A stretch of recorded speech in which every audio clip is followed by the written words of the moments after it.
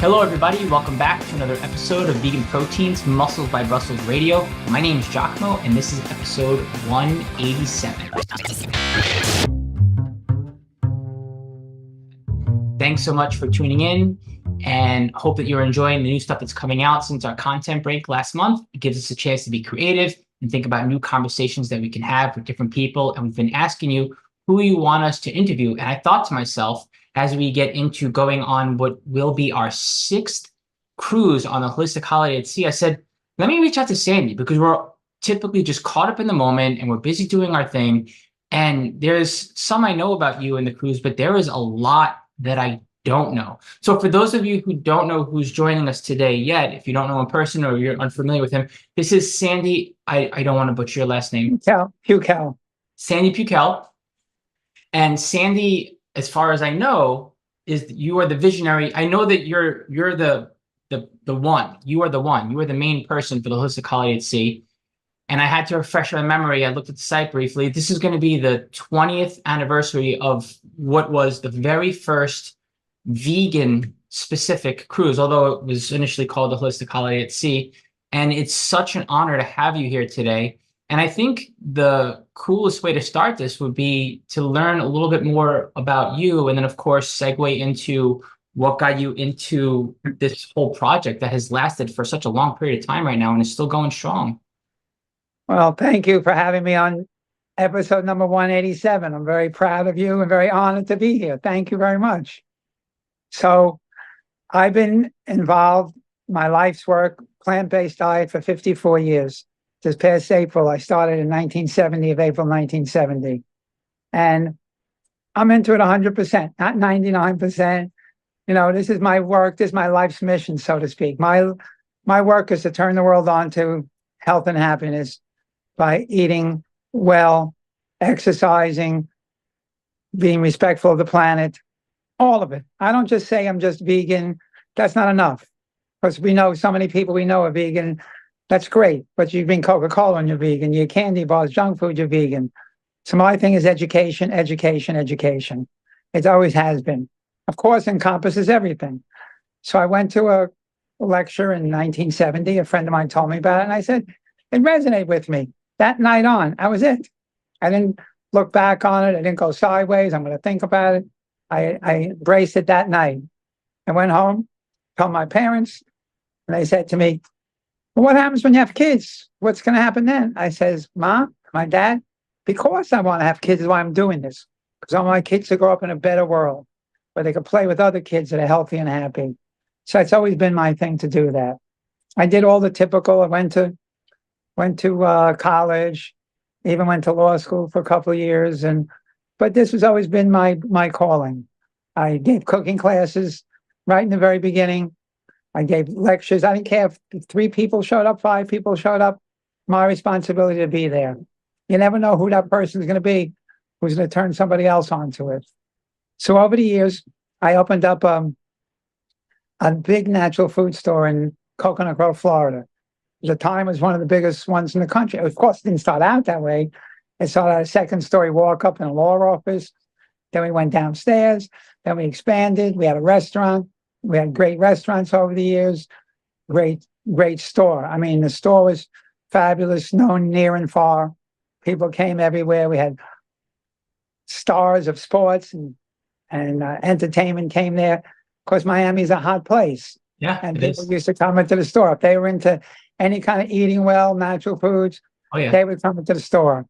We had everybody that came into the store, ate in the restaurant, and it was a pleasure. It was a pleasure. We had, I'm talking about from Bob Dylan to Michael Jackson to Sylvester Stallone, or you're talking about the who's who of the world we had in there. Politicians, everybody came in there. Wow. And I was always the press knew I was always very friendly to answer questions. So if there was any kind of question that had to do with anything with natural foods, they would call me up. I never even met the people, but I would answer. I would always have an answer for them. I was always available. So I did that, had the store. We expanded to a restaurant, and then along the way did other projects, started 2 or 3 nonprofit foundations teaching education throughout the state of Florida, started a project I don't know if you want to hear this stuff. This is my Of course it background. does. Oh, this is how it goes, right? Yeah, I'm the whole tie-in here. I'm listening the entire time. How it started with that conversation with your parents, and then it led to a lifestyle change, a conviction in your beliefs, and now you're creating a whole experience with people in this Coconut Grove location. And yeah, go ahead. We started an event called Taste of Health. Yeah. It's, you know how you have Taste of New York and Taste of Chicago, and they have vendors and they sell everything. Well, I started an event called Taste of Health, only natural food vendors. So the park was filled with natural food vendors. And the first year we had 4,000 people.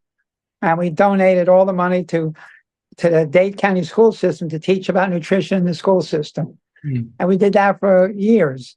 And then other people asked me in other states if they could copy me and help me, I would help them do it. So that was my thing. Always, I said to, we in these Taste of Health in the park, we had, the famous rock and roll bands to attract people to be there. And yeah, it was fun, always fun. Nice. Always fun. Not the people who were on, not Taylor Swift category, but Richie Havens category. How's that? Or Jerry Jeff Walker, for those that know him, or whatever it is on it. So I'm aging myself, but that's where it was at. So I did that education. And then in the besides the seminars, I started doing seminars in hotels throughout the country. Yes. And we did that for 30 years before the cruise. Almost 50 years I've been doing seminars. So for the first 30 years, I did it in hotels in San Francisco, Palm Springs, California, Breckenridge, Colorado, Miami Beach. And we had the who's who of everybody. We had Deepak Chopra 3 times. We had Dr. Dean Ornish. We had those in environmental. We had 𝐃𝐨𝐧'𝐭 Chavez. We had Hollywood celebrities such as Ted Danson and his wife Mary Sternbergen. We had Ed Asner. We had Lindsay Wagner. Anybody who was into any kind of environment or natural foods, we got them, and they were all very supportive of what I was doing. It's not that I didn't pay them any money. Basically, I mean, it was minuscule compared to what they get, but they were happy to support what I was doing, and I was very grateful for that. And I kept the mission going on that. So we did it in 30 years in hotels. And fast forward to tie in, I might go back a little bit, but to fast forward, I was on a plane one day and I heard about this conference, this medical conference they did on a cruise ship. And I said, wow, why don't we do this on a cruise ship? Because in my thinking, hotels are great. It's nice, but you do it on a cruise ship, they captured audience. They can't go away. You have them for breakfast, lunch, and dinner. It's a whole different dynamics. It's a whole different way you deal with each other. When you're with each other all day and all night, your camaraderie, you're sitting at tables and socializing. And one of the rules we set from day one, the teachers can't go up to the ivory towers. The teachers have to be in the dining room eating with the guests. People love it. They're sitting there next to, whether it's Giacomo, they're sitting next to Dr. Michael Greger or Neil Bernard or whoever it might be. Right. Colin Campbell, Caldwell Esselstyn. They're in the dining room meeting with everybody else, answering questions and considering. I said, you switch tables as you will at every meal. We had all these people, so people loved it. So it was always been my whole thing is education, and why not have fun? Why not have an enjoyable time while you're having a vacation and education? And that's what it did. The very first year we did the cruise, we had more people than we ever had in our largest thing in a hotel. Really? Yeah. And for the next 10 years, we had double-digit increases in growth every year until we capped out. Because after a while, we capped out ourselves. We did a self-imposed tax because of the meeting rooms and the lectures. We wanted to have the experience to be happy for everybody. So in the meantime, in my spare time, I started the American Miso Company, which is called Miso Master now. Okay. And I started that with John Bellamy in 1980s. Okay. So that's the start of that with the Bellamys. Yeah. And right now, it's the largest miso company, certainly in the United States, probably one of the largest ones in the world. Yes. And then we did seitan company. I started a seitan company where we did seitan all over the United States. So I was always into doing stuff and at those times, John was my partner in that. And then when I decided to do the cruise, I said, John, let's do the cruise.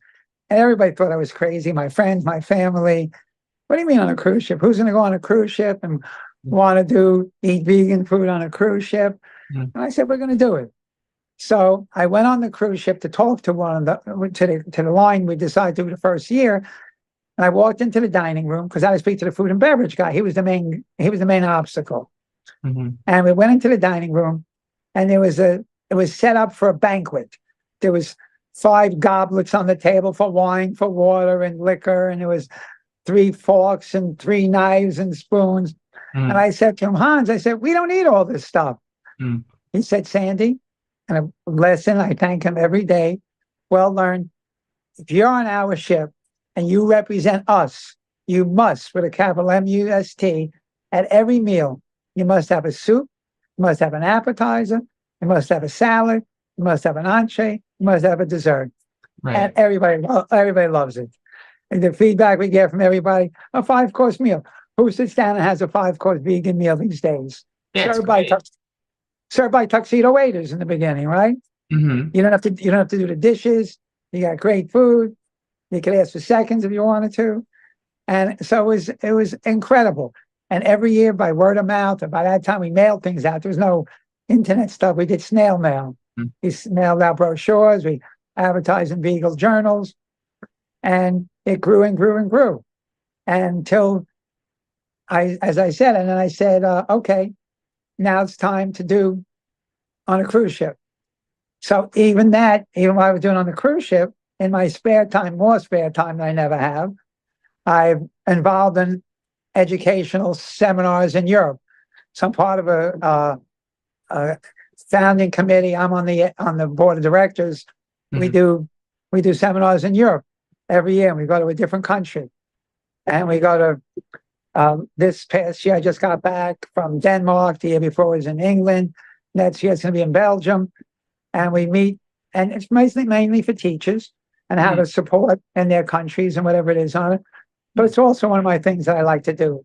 The whole thing is turn the world on. We got to let these people go back to their countries. Let us, our teachers that come on the cruise, let them go back and speak to their audiences like you do, like Dean Ornish did, like Colin Campbell does, and I have a great relationship with everybody. They're happy to be there because I kid around with everybody. I don't care what kind of teacher or how popular you are. You could write books and stuff like that, but it has to be a high to talk in front of 1,000 people. Yes. So when Michael Greger gets into this auditorium and there's 1,000 people in front of him, or Colin Campbell, it's a rush. It's a rush. It's a rush for me to see that. So I tell everybody, everybody says to me, so what do you get out of it? And I said, I tell everybody, the opening day of the cruise, I say, everybody has to have a good time. Right. Because I get a contact high from you. Yes. So if you have a good time, I'm going to have a good time. So it's your responsibility. If you want to know what I'm doing, you better make sure you have a good time. And therefore, I'll have a good time. Gotcha. So that's my thing. And I try to bring teachers that not just that they're good, that they're popular, but they can resonate with the audience. Because we get recommendations all the time. Why don't you invite this person, that person? And sometimes I see the videos, and truthfully, they're boring. And I wouldn't want to have them. So I used to use the criteria. If the New York Times or the Wall Street Journal happen to decide randomly, I'm coming in to watch that class, is this teacher going to hold their own? Right. Now, did I blow it a couple of times? Of course I have. Because sometimes some of the teachers were pretty bad. I thought they were good, but it didn't turn out that way. Right. But we try. And that's how it's been. We get recommendations from other people. And now we get solicited all the time. I want to come on your cruise. The agent calls up. My client just wrote this best-selling book. I remember the first time Dean Ornish, the agent, called up. And when I was negotiating the deal, she says, he's coming out with it's going to be a New York Times best-selling book. I said, really? But it's not out yet. So how do we know it's going to be a best-selling book? Because they know. So in the meantime, we booked them, and it was a best-selling book. That's So great. we're very, very, very, very fortunate. We had Baby Doctor, for those of you who know Benjamin Spock, who probably the author of the second or third best-selling book in the world in history. Okay. We've had him a couple of times. So we're very fortunate. People want to come. Rich Roll, who now has a podcast himself over there, he Yep. came. We've had a lot of great physical athletes, but not just because they're athletes, but they have a message. You know, it's okay that you could look good and everything like that, but you also have to connect with your audience and how to present what you're doing.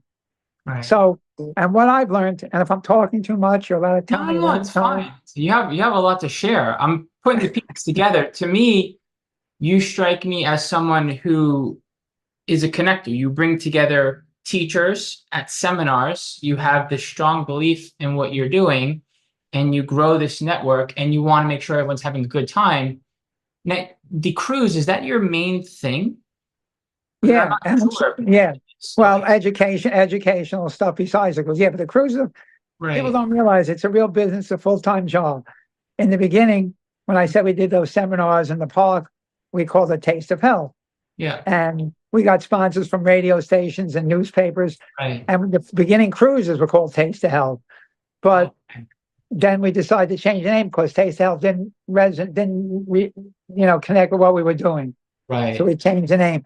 So now we still have Taste of Health, which is now a 501c3 nonprofit educational foundation. So we donate proceeds of the cruise stuff, a lot of stuff, to other nonprofits around the country who are on a similar mission that we're doing. And you saw another working model like this where there was a captive audience and a bunch of medical professionals and those interested in learning from them, right? That was I didn't see it. I just read about it in like Time magazine. I read about it. I never saw it. So that was the spark right there. The person whose lecture, is it okay to ask who that person was? The one that initially got you hooked on the healthy lifestyle and plant-based diet? Yeah. He happens to be an MD right now. His name is Willie Rosenfeld. He lives in New York. He went to Harper College, and he went to a lecture there about macrobiotics, about healthy, and he told us about it.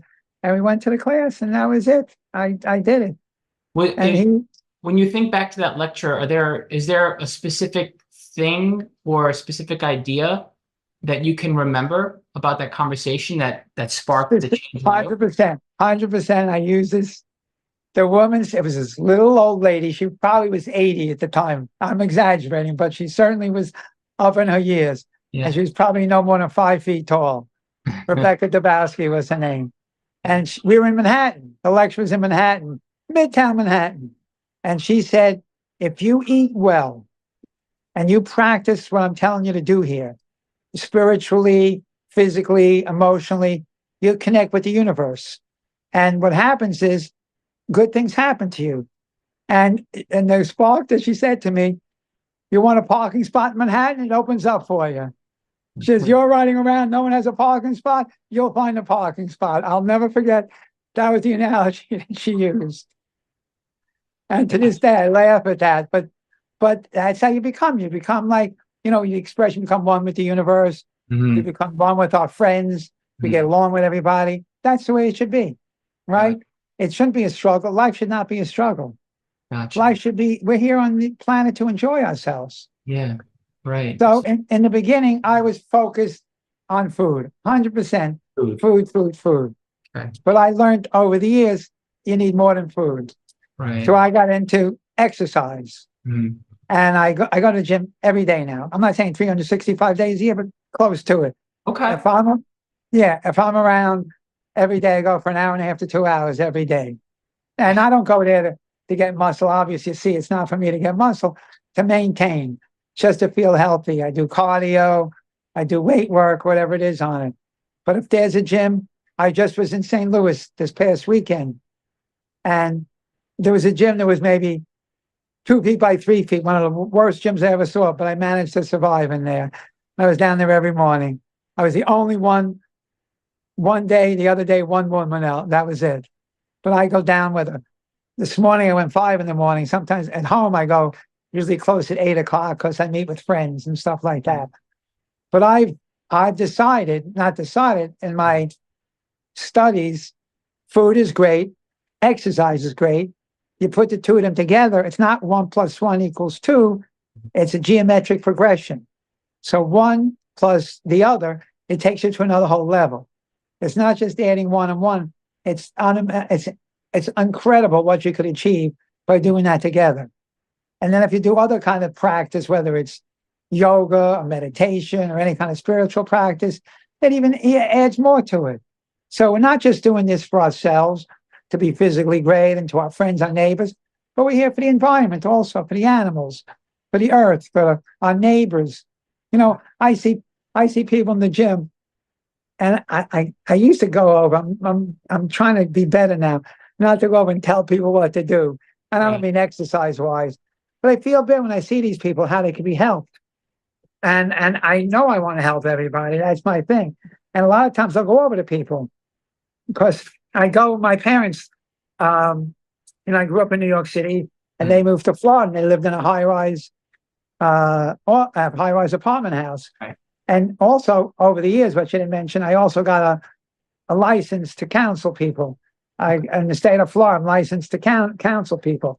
So I would see, I'm not saying thousands of people over the years, but certainly hundreds and hundreds. I help you with cancer, diabetes, heart.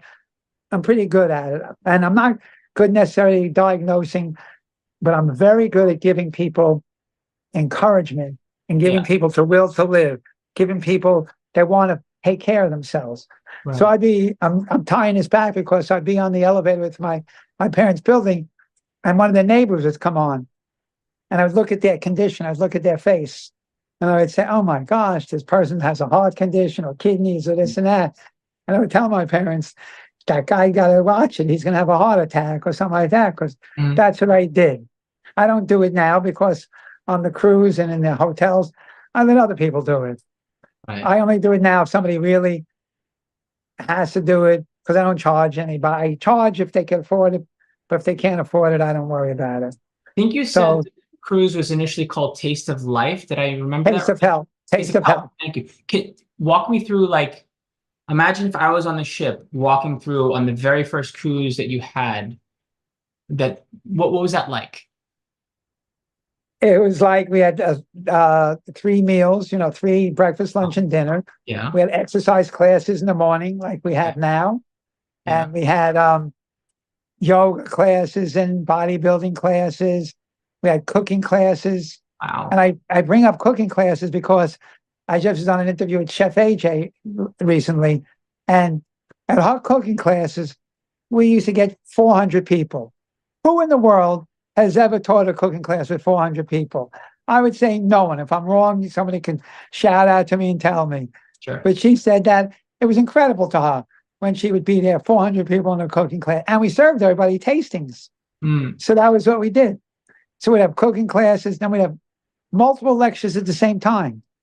So to be somebody talking about diabetes, maybe somebody talking about general health and vegan lifestyle, animal rights people, like we're having, we've had Ingrid Newkirk from Peter. We've had, fortunately, as I said, been very blessed. I've had the who's who of everybody that's wanted to be part of the cruise. So I'm sitting there, as you say, I'm the connector, call it whatever you want. I'm smiling, I'm blessed, I'm grateful that all of these people are willing to do that. And so that's what happened in the beginning. And we had people that came, and we had parties every night. We had classes every night. So, but I've learned over the years, because in the beginning, we had classes from 7 in the morning till it ended 10 o'clock at night. And people they didn't tell it to me directly. They told my staff, can you tell Sandy, not so many classes, we're on vacation. I said, so my attitude was, you don't have to go to classes. You don't have to go. But their thing was, they're afraid they were missing something. They're paying for it. They want to go. So after a while, when we're in port, we don't have classes in the height of the day. If we're in Jamaica, we don't have classes, say, when we land, it's like 5-6 hours, we let people get off the ship. Yeah. I don't have classes. But in the beginning, we had classes all the time. It's great. And even at night, 8 to 10 at night. And then even yoga. We had yoga in the morning or exercise classes. And people said, Sandy, well, they didn't tell me, they told my staff, well, I don't want to get up 7 o'clock in the morning to do yoga. Can we have another time? So then we added second yoga classes. So we had 1 in the morning and 1 in the afternoon. But the same thing, meditation classes in the morning and in the afternoon. So we try to listen to our audience. Sometimes I listen. Hopefully I'm not too arrogant that I don't listen. But so it's evolved. We learn from each other. We learn from the audience telling us what they would like to see happen. So the first cruise was, and what happened is that, as you all know, in the world of vegan education, women are much more evolved than men are. So we get 2/3 women and 1/3 of the audience is men. We're trying to figure out how to get the men to come. We got 2/3 women, guys, Yes. but they don't come. So in the beginning, we did speed dating. We did speed dating even on the cruise. And I'm fast forwarding it because we've had marriages, we've had babies over the years. Right. Yeah. I call it the love boat. I call it the vegan love boat. Wait. Babies on ship? No, not born on the ship, but people they met on the ship. Is that had possible? a baby, have come back. Yeah. It has to be. It's incredible. Like they have a birthing room on the ship. Is that right? Or no? One more time, please. Like if someone has to give birth on the ship. Yeah, they can give birth on the ship. Okay. I've married people on the ship. Some people have been on the ship before. They decided to wait for the next year, and they said, "Sandy, can you marry us?" Yeah. And even though I'm not legal, so the captain made the sign, but they did they invited the whole thing, that whole ceremony with the whole gowns and the whole thing. And I did the ceremony. Beautiful. I was honest. Not like I even knew them as best friends, but they were happy that I was there. They met on the cruise. It was their honor to me, and I was honored back to them to perform the ceremony. Yeah. So it's pretty incredible. The first time that Danny and I went on the cruise, I don't know, 5-10 years ago, the whole experience, it's one of those things where you want to be a part of that experience year after year. You know how sometimes people like different experiences, they don't like to repeat the same thing twice, but sometimes when the experience is that good, you want to repeat it because you want to go back and relive it and have a slightly different experience the next time. That's what I see happen with the cruise. It's just that enjoyable. And from the second you step on the ship and everyone's together and it's just it's like pretty much every cruise goer all at once. And everyone, it's just super welcoming. All the presenters and instructors are there. And then you know what I like the most about you, Sandy, is the fact that you take education and entertainment and you put it together. Because too much academia can be a little boring and dry for people, but too much entertainment, and now you're partying hard. And the whole idea is to be healthy and to learn.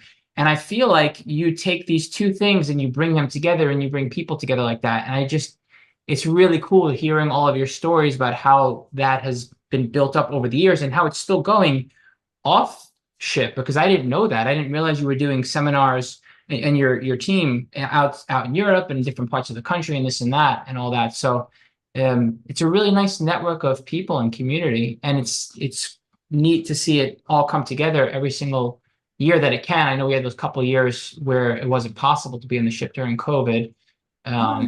Right. I remember the online stuff where your team kept it going. And now you have your 20th year anniversary coming up in March of next year. You have the exact dates for it? March 8th to 15th. Is it sold? It's not sold out yet, is it? No, we're still, hopefully we're going to sell out. Every year we've been very fortunate. We've had waiting lists most years we've had a waiting list. So it's been great. And this year we're bringing back again. Many years we had CMEs and CEUs. For those who don't know what that is, that's continuing education credits for doctors or nurses or dietitians. So this year now we're working again to do that, to bring that back again. And we're close to making that announcement that we're going to have that again, which is really great. And to me also, we get letters. It's a life-changing week. People write us letters, you don't know what it does. Because in the beginning, we used to say the people who came on the cruise were hardcore vegan into the lifestyle, or they were sick. They were seriously sick, and they were told to go home and die. And they said they heard about this cruise, and we're going to go on this cruise and get better. So the cruise line used to say to me, Sandy, they never dealt with a group before where no one cancels. Because I said the people who are sick, they're not canceling because they want to get better. And again, everybody was hardcore to, a vegan cruise. Yeah. Of course, it's changed over the years, but we still get a lot of people that come, for the education. And I call the recovery panel, we have a recovery panel where people share their stories of cancer, diabetes, or heart conditions, or cerebral palsy. And I call it a three handkerchief. It's a tearjerker. When people get up there and share their stories, we videotape it. It's to give encouragement to other people to see it, and the audience, they go, wow, you mean it could really work? You could get better by adopting a plant-based lifestyle and do exercise and network with people, because that's what it's about. So people have wrote to me, Sandy, you changed my life. The cruise has changed my life. And I'll give two personal funny stories about, not funny, but two real stories. A woman one year, I couldn't tell, on the cruise, there's a couple of thousand people. I say hello to everybody and thank God we wear name tags, but I don't know people per se. And this one woman, one day out of the clear blue sky, I get a check in the mail. And she says, Sandy, in my church, we believe in tithing. And what you do is wonderful. And she sent me a big check. She says, this is for you as a thank you for what you do. I was like, way taken back, obviously. Yeah. Wild. And another lady who I tell, she's been on the cruise many times. She was our first billionaire person. She was a certified billionaire. Gotcha. And I helped her, personally with health issues. And I don't expect any money from her or anything like that. I help. It's my thing. I help people. So I'm leaving, and she says to me, Sandy, come here. And I said, what are you doing? She takes out a checkbook. I said, I don't need anything from you, whatever it is on. She says, Sandy, I've been blessed that my family, we're wealthy, and why not share with other people? And she wrote me a check for the most money I've ever gotten from anybody by far. Like because she believes in what you're doing, because money comes and goes, it just flows. What you're doing is you're bringing together sick people who want an answer and want to get well. You're bringing in people who want to have a good time. You're bringing in people who want to learn. You're bringing in people who are seeking community. You're bringing in people who want to enjoy good food that's healthy for them.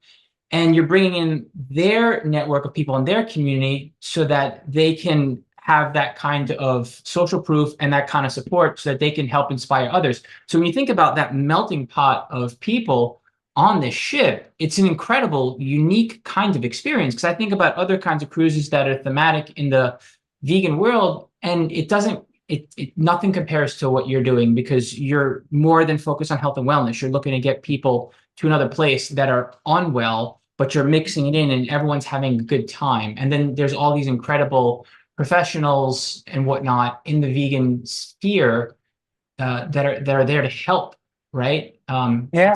Oh, yeah. It really is. And I have to tell you, every single year, there's maybe 5 or 10 people, regular passengers on the cruise, not part of our program, come over to us and say, can we join your program? We want to pay and join the program as part of what you're doing. We didn't know that you existed, and we want to be part of it and learn for the week. Every year. So it's pretty incredible that happens also. So, as I said, my whole thing is to put out the biggest net you can, to attract the widest audience you can. Because once you have them on board the ship, they're going to say, wow, this is pretty nice what you have going on here.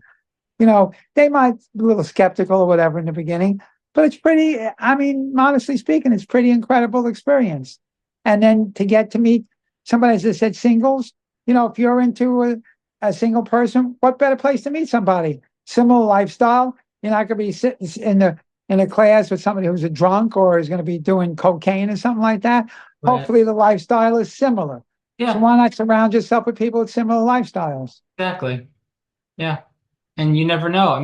People come back from that ship, they're not forgetting about life. They're thinking about what they can do and what they can take back with them from the cruise. Whereas I think of a typical cruise where someone goes because they want a vacation, or they just want to pretend like their routine and the reality ain't there. They want to have a good time, which is great. But surprise, when you hop on the holistic holiday at sea ship, you take back the experience and then you start to make changes, hopefully, when you get back on land.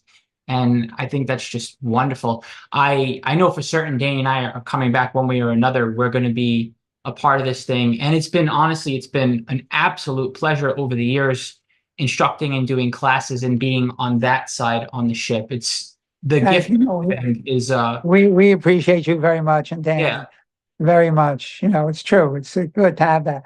By the way, just as a side note, Sure. I raised 5 children this way. Huh. I have 9 grand. I'm the strictest out of everybody, but they all eat well, but I'm the strictest. And growing up in the house until they went off to college, there wasn't a choice. This is how they ate in the house. That was it. And when they went off to college, this is another sideline story. Some colleges, you have to you have to live in the dorm as a freshman. Yeah. And I would write to the school and say, my kids can't live in the dorm. They're going to starve to death. What are you going to feed them? What kind of food do you expect them to eat in the dorm? Because, you know, my kids are in the 40s now, whatever it is on. What they weren't serving options of vegan foods every day, what I consider good quality foods. So we always got exceptions that they could live off in their own apartments. And I would send them, they would come home for vacation time. We'd always send them back with food, or they go shopping because they grew up this way. Because I had a big, besides everything else, I had a very big natural food, which I mentioned. So they grew up knowing how to eat well. Mm. So they have, with the 5 kids, they now have 9 grandchildren between them all. And are they same way? They eat, everybody eats well, everybody's very conscious. Are they strict like me? No, but that's okay. They know, and they certainly know what to do. They certainly tell other stories. I'm gonna give you another cute story. Am I allowed to give you another cute story? Please, I love cute stories. Okay, cute story. So I'm in the store, and my daughter is maybe 3 or 4 years old, going to a Montessori school. And this woman comes into the store and she says to me, "Are you Amber's dad?" And I said, "Yes." She says, "Well, my daughter, Samantha, is friends with your daughter. And your daughter says to her that she doesn't have to eat sick. She doesn't have to be sick if she eats this." This my daughter's 3 or 4 years old at the time, telling this other 3 or 4-year-old daughter, other girl, how to eat well. The mother came in to find out, and look how it works out. Became friends with the mother and the father. The father happened to be the president of one of the largest radio stations in Miami. And when we did those Taste of Health, those things in the park, his radio station supported the park and everything that we did. So you don't know where it's going to go, how it's going to happen, who you speak to. And this is, you know, it's pretty incredible. So that's how I look at it. I don't care whether you think, you know, some people, I hear people, I canceled my class, only 2 people showed up, 3 people. You don't cancel your class. If you're there, it's your responsibility to teach the class. It's true. I've had different kinds of, I've seen stuff like that where someone has an enormous audience and there's a lot of pressure on them and they have to frame it in a certain way to make sure that they have something to capture when they go somewhere, but they're trying to speak to an audience and there's just no one there. It's just not the type of place where someone's speaking. I've seen other things, or even us, like when we first started coaching, we would have nobody or 1 or 2 people in the room. And, you know, you feel embarrassed, you worry, you're like, hey, you're going to find success, but then you turn around and it's a decade or 2 later and you have a strong community. So it's tough. It's tough in situations like that because it's hard to speak to empty seats, for example. Yeah, of course. Even though those seats, even when those seats should be filled, right? I've seen other kinds of celebrities speak to empty seats too, because it's like, you never know who you're going to inspire or influence. And sometimes that one person does sit down and then you could sit down next to them and you can make a difference in their life. And you never know where conversations like that can go. They're hard conversations. They're hard scenarios to be in, but you stand your ground and something comes out of that eventually. Sometimes it doesn't, but often it does. Yeah, I know. I've talked to audiences where English is not their first language. And they're doing the translate. I hope they're saying close to what I'm saying, whatever it is. Yeah. But that's okay. And then after I would give my talk, they would come over to me and say, "Sandy, you don't have to stay around anymore for the question and answer because I'm not going to understand anything anyway." Yeah. But some of our athletes with Plant Built, when they come from overseas and there's such a language barrier and you're literally like, well, you have to find another way to communicate. Just like with my nephew when he was a kid, when he was a baby, he couldn't speak. So now we have that bond. I don't read lips, but I can read his lips because I was forced to find another way to communicate with him, even though I can't read people's lips. Because when there's that bond there, or when there's a need to communicate, you find a way. So you never know where things like that go. Yeah, my biggest issue, I have to learn how to talk slower because I talk too fast sometimes. So when I go talk to audiences, like in Europe, when I do these programs, they, say, Sandy, English is not necessarily everybody's first language, so please talk slower. We have that New York kind of way where you get it as many words out That's right. as possible.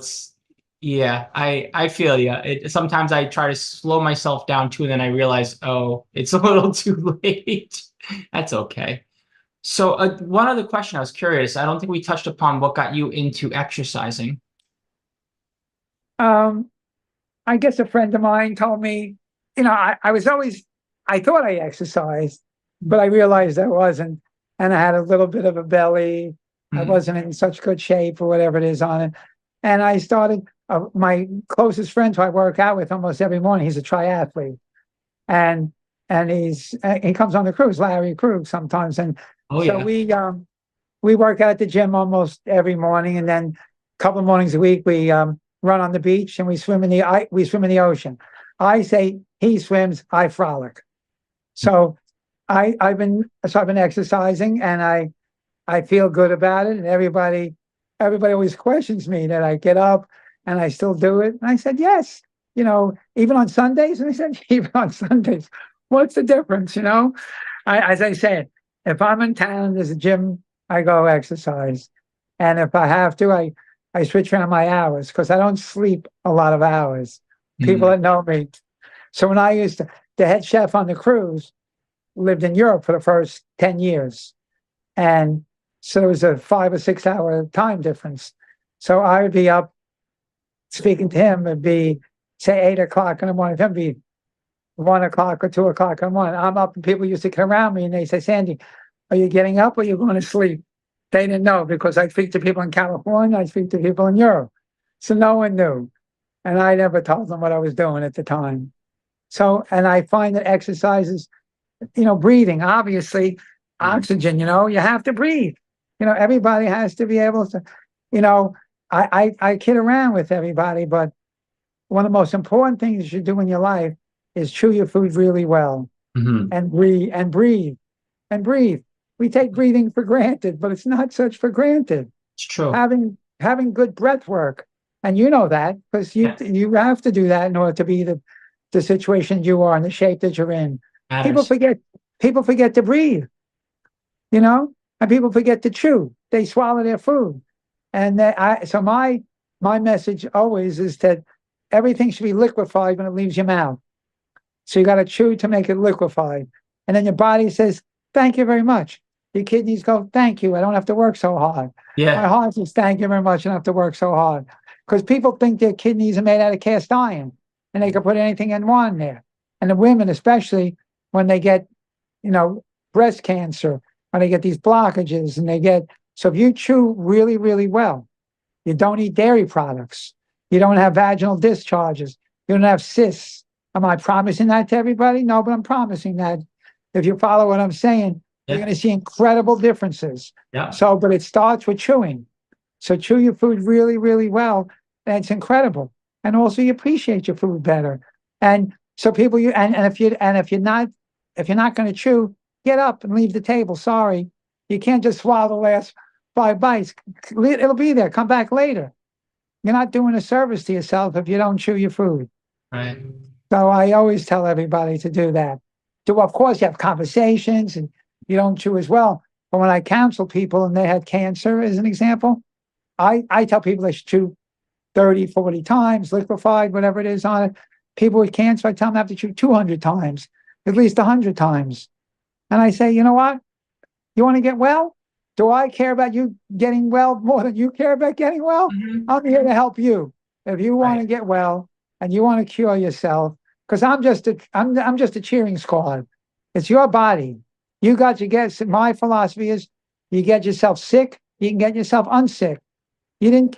Why every so often somebody catches something, but you know what? Getting back to the whole philosophy, you don't catch anything. You make yourself a welcome host or an unwelcome host of disease. Yep. Just like that woman said the very first day, you attract certain things in your life. Now, people listening, they say, "What is this guy crazy? What's he talking about?" I am crazy, but that's okay. That's my message. You do. Yeah, and there's unless no it takes guarantees. You no want to give yourself guarantees. the best probabilities possible to be an Right, unwelcome host for a disease. right.